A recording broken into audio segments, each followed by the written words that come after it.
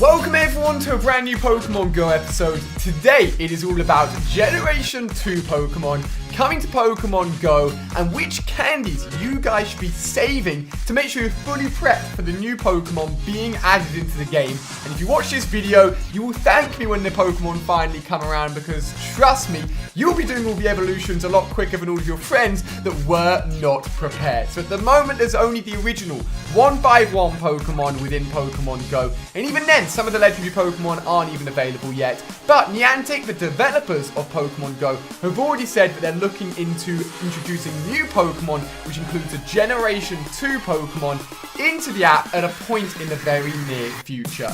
My prediction would be that, fingers crossed, we'll be getting Generation 2 Pokemon closer to the Christmas period, to the winter period this year. So that means that about 6 months after release, we'll be getting Generation 2 added to the game. I am so excited for this. One of the first Pokemon games I played was Pokemon Gold, and Pokemon Gold included all the gym badges from the original Red, Blue and Yellow, and then also added in an additional 8 gym badges just to make it a huge game, and some of my favorite Pokemon fall into Generation 2 when it comes to the Pokemon series. Now, Pokemon love to do remakes of games, and Pokemon Heart Gold and Soul Silver, in my opinion, is one of the best remade Pokemon games ever. Claire had never played it until recently, so I bought her a DS, I bought her Soul Silver, I played through Heart Gold, and it was one of the most fun Pokemon experiences ever. And Gen 2 contains some of my favorite Pokemon, including Tyranitar, an awesome evolution chain from Generation 2. We've got the Espeon Eevee evolution as well, which is absolutely amazing. Generation 2 contains 100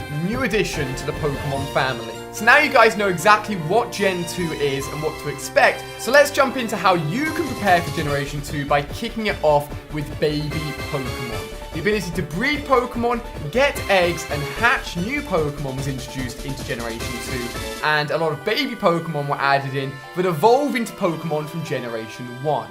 Now, I don't necessarily think you need to save candies for any of this, but at least have 2 of these Pokemon available, because they have talked about the addition of bringing in breeding as a feature into Pokemon Go at some point in the near future. So at least you guys know which Pokemon to keep hold of to get these baby Pokemon when Generation 2 comes around. So first off is Pichu. This is a pre-evolution of Pikachu. So I've got myself a Pikachu here, a 92% IV Pikachu, and I've got a few more Pikachu, so I'm definitely ready for this breeding. We also have Clefairy, so you will need 2 Clefairies. I'm only sitting on 2 right now, a 97% IV Clefairy and just a 15 CP Clefairy. So I'm glad I've got 2 right here, keeping hold of these so I can get the new baby Pokemon Clefairy. Jigglypuff has a pre-evolution in the form of Igglybuff, so make sure you've got 2 Jigglypuffs that you can sit on as well to get another baby Pokemon. Now, believe it or not, Jinx is a pre-evolution in the form of baby Smoochum.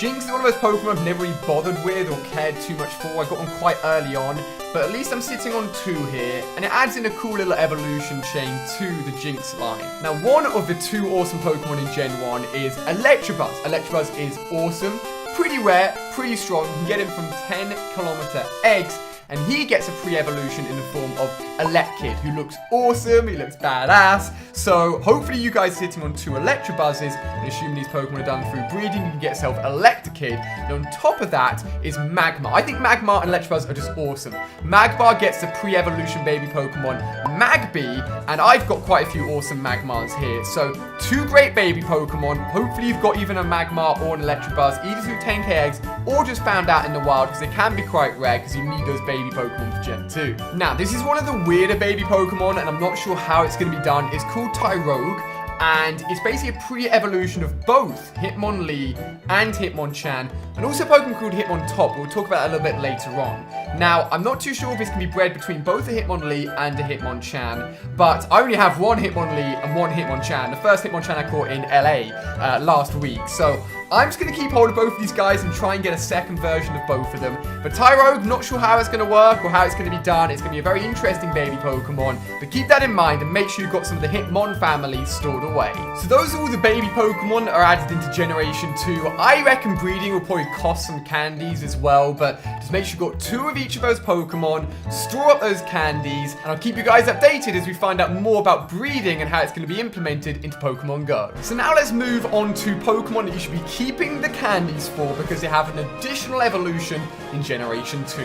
Kicking it off with Zubat, which evolves all the way up into a Golbat, and then gets the additional evolution in Generation 2 called Crobat. Now, in the video games, it evolved from a Golbat with high friendship, but obviously there isn't anything quite like that implemented in Pokemon Go. So the likelihood is, if it costs around 50 candies to go from Zubat to Golbat, you're probably going to be looking at about 100 candies to go from a Golbat all the way up to a Crobat. Now, I haven't been bothering capturing Zubats for a while because they're hard to capture, they're high up in the air, they're a pain. But as of recent, as soon as I realized I should be getting on this, I've been trying to build up my Zubat candies again because it's going to prepare me really well for Gen 2, so make sure you're doing the same. Now, in Generation 1, as you guys know, Oddish is a 3-stage evolution. It starts off as Oddish, goes up to Gloom, and I don't quite have it yet, but it goes up to Vileplume for another 100 candies. Now, actually in Generation 2 in Pokemon, you can actually evolve a Gloom rather into a Vileplume into a Blossom. Now, this is done through the use of a Sunstone. Now,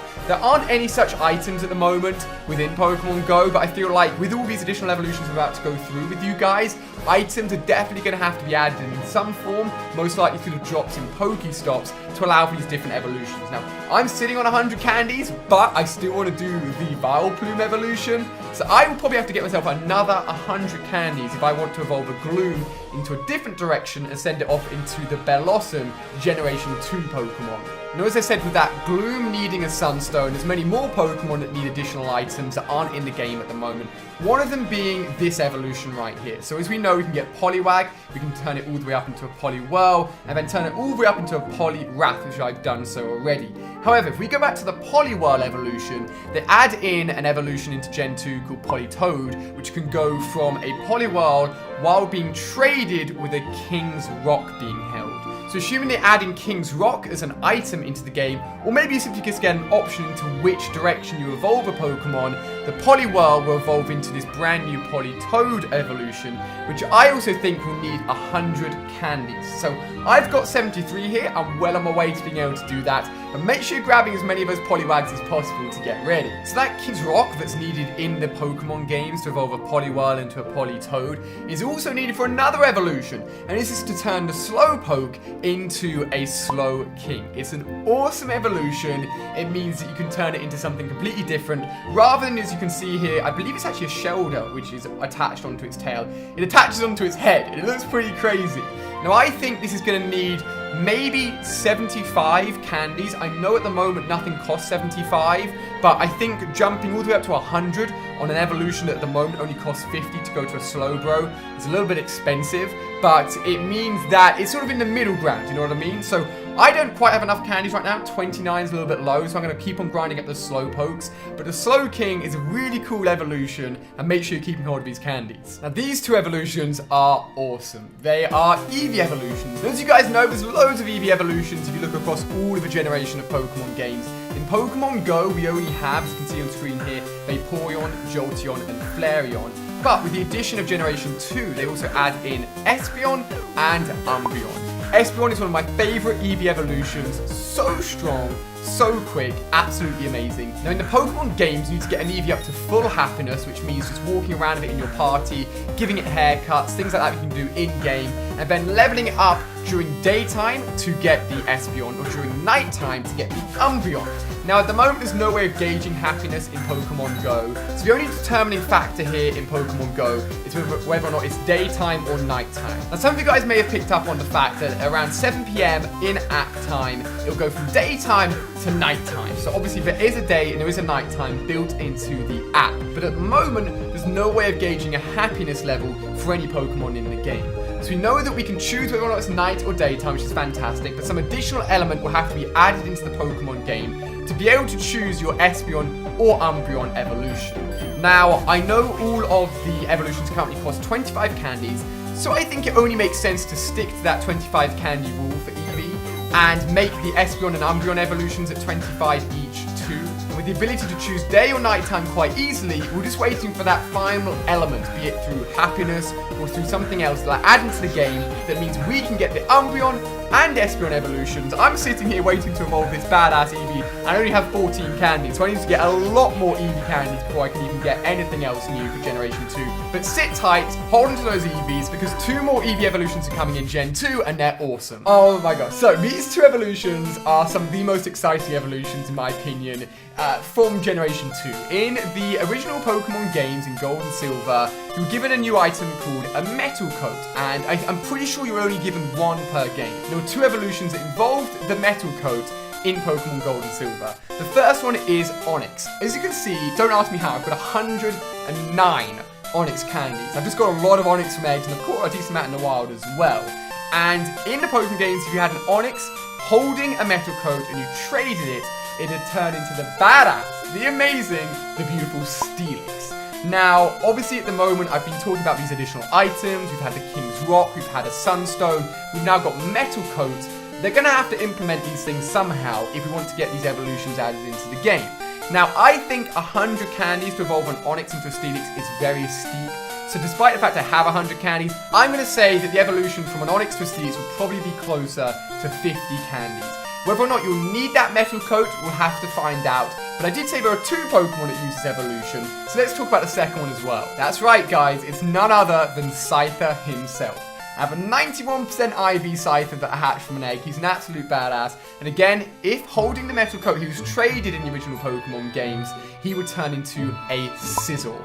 2 just awesome Pokemon, and the decision I had to make between a Steelix and a Sizzle was always so hard. Back in the day, I played Gold so many times over, as in like I complete all 16 badges, defeat the Elite Four, go and take on Red on top of the mountains, and then restart the game. I got both Sizzle and Steelix quite a few times. So for me, both the Sizzle and Steelix evolutions are just so cool.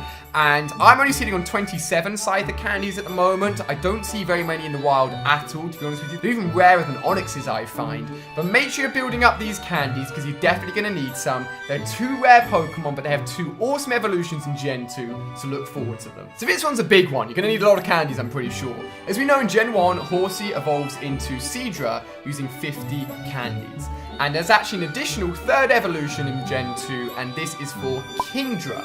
Now, in the games, again, you need to trade it. It had to hold the Dragon Scale, so another item thrown in there. Again, we're going to have to wait and find out and see what they do with the items for these evolutions. But it's pretty easy to say that if it's going to cost 50 candies to get a Horsey to a Seadra, it's almost definitely going to cost you around 100 candies to get a Seadra all the way up to a Kingdra. I'm sitting at only 34 candies. I've done the Seadra evolution before, and I think I've caught one in the wild too. So I need to get on my grind for these Horseys right here. So make sure you're doing exactly the same. Water areas are great for these kind of Pokemon because you're going to want Kingdra. Now guys, these final evolutions for Gen 2 are going to be tough. For sure they're going to be tough. It doesn't get much tougher than this. I was lucky enough to get a Porygon out in the wild from an incense in London. In fact, I don't think I've ever shown that clip in a video before, and I apologize for that. But regardless, the one I caught was 900 CP, 86 IV, which for a wild Pokemon is really impressive. But added into Gen 2 is Porygon 2. This was evolved if you were holding the upgrade item and traded it to somebody else. So again, another item involved, another trading feature involved. But I think because this Pokemon is rare, Porygon is rare, I put it like high up in my list of rare Pokemon in Pokemon Go. I don't think it's going to cost any more than 50 candies, maybe even as low as 25, to evolve it into Porygon 2. I'm definitely going to struggle to evolve this guy. I need to hatch some from eggs. I need to go and find some out in the wild. You guys are probably similar. If you know of any nests in the UK, please let me know. But Porygon 2 is coming along, so look out for it because it's a really cool evolution. So when I mentioned baby Pokemon earlier on in the video, I mentioned Tyro could turn into Hitmonlee or Hitmonchan, or a 3rd evolution introduced into Gen 2 called Hitmontop. Now, the way that Tyrogue evolves in the games is all to do with how the attack and defense stats of its Pokemon is balanced out. And to get a Hitmontop, the attack and defense of the Tyrogue had to be equal. So we know there's IVs in the game, which has hidden attack, defense, and stamina stats. So if they decide to use the same sort of statistics to evolve the Tyrogue in Pokemon Go, it could be done. If we go to the appraisal feature, for example, on this Hitmonlee, I've never actually done this before. It's average, okay. We know its best attribute is defense, and that's it. Its defense is better than its attack, better than its stamina. So we could use the appraisal feature and the ID calculator I've got over on PokeFind as well to work out what Tyrogue will evolve into to get that Hitmon top. So it's an interesting one. Again, we're not 100% sure how it's going to be implemented. But build up your Hitmonlee candies, build up your Hitmonchan candies, and get ready for Hitmon top. Now the final, and I know I keep banging on about how much I love Gen 2 Pokemon, but I adore Blissey. Blissey evolves into Chansey. Chansey was always so rare to get. You had to go in the Safari Zone, spend hours and hours searching for it. And when I got it, I would always get so hyped. I just loved grinding out for a Chansey. Now I've got an 88 IV Chansey, which I hatched from a 10KA a little while ago now. In the video games, we needed to have Chansey with a really high friendship level, and then it leveled up and it would turn into Blissey.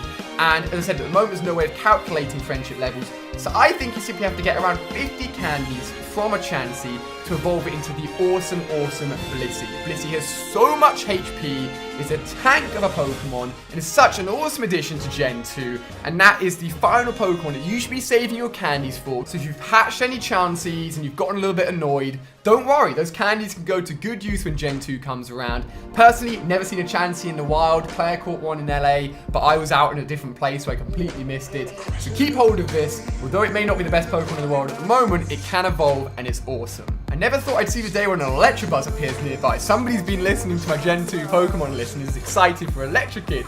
But guys, those are all the Pokemon added into Gen 2 that link back into Gen 1 that you should be prepared for. And hopefully you found this video really informative and really interesting. There's so many Pokemon in Gen 2 that get me so hyped for them adding it in that I haven't even mentioned in this video, like Tyranitar. It's absolutely awesome. So I'm going to keep you guys updated on A, breeding and how that's going to work. B, the additional items and friendship levels that I've talked about that we're using in the video game to evolve a lot of the Pokemon into a Gen 2 Pokemon, and how that's going to be implemented into Pokemon Go. And of course, finally, just when Gen 2 are going to be coming out. My bet is closer to sort of November, December time, getting close to that 6-month mark of the game being out. So I'll keep you guys updated on all of those things. So thank you so much for watching. Hopefully you guys have enjoyed it. Loads more Pokemon Going coming soon. Do not worry. So thank you so much for watching. You guys are amazing. I am so hyped for Gen 2. Hopefully you guys are too. And I'll see you guys very soon on another Pokemon Go episode.